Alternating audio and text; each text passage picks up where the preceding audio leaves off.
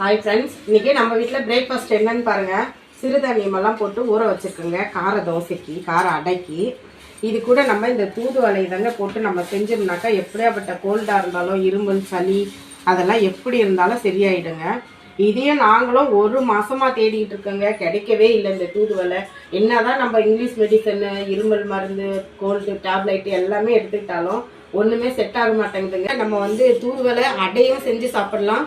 அதே போல் நம்ம இதை கொதிக்க வச்சு இதை கூட நம்ம மிளகு, சீரகம் இதெல்லாம் நுணுக்கி போட்டு கொஞ்சம் நாட்டு சக்கரை போட்டு இதை நம்ம கொதிக்க வச்சு குடிச்சோம்னாலும் நம்மளுக்கு அந்த கோல்டெல்லாம் கிளியர் ஆகிடுங்க. இன்றைக்கி நம்ம வீட்டை இந்த தூதுவளை அடை தான் ரெடி பண்ண போகிறோம். அந்த தூதுவளைக்கு ஒரு மாதமாக தேடிட்டு இருந்தோம், கிடைக்கலங்க. நேற்று தான் மார்க்கெட்டில் கிடைச்சது, வாங்கிட்டு வந்தோம். ஒரு கவர் 20 ரூபாய். நாங்கள் 2 கவர் வாங்கிட்டு வந்துட்டோங்க. ஏன்னா வீட்டில் எல்லாருக்குமே கொஞ்சம் கோல்டாகவே இருக்குது.